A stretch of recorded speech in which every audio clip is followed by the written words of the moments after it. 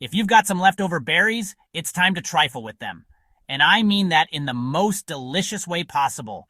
Welcome back, everyone. Jimmy here. And today we're turning those frosty berries into a mouth-watering berry trifle. If you're new to the channel, thanks for tuning in. Make sure to hit that like button and subscribe for more tasty treats. All right, let's dive in. First, gather your ingredients: leftover frozen berries, a pound cake, Jell-O custard, whipped cream, and some extra berries for topping. Easy peasy. Step 1. Thaw those berries. We don't want any icy surprises in our trifle, do we? While they thaw, cut the pound cake into cubes. Step 2.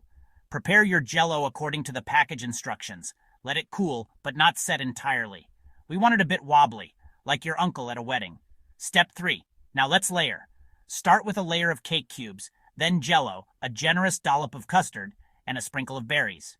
Repeat until you reach the top of your dish. Step 4. Time for the grand finale: whipped cream. Top it all off with a fluffy cloud of whipped cream and a few more berries for that Instagram-worthy finish. And there you have it.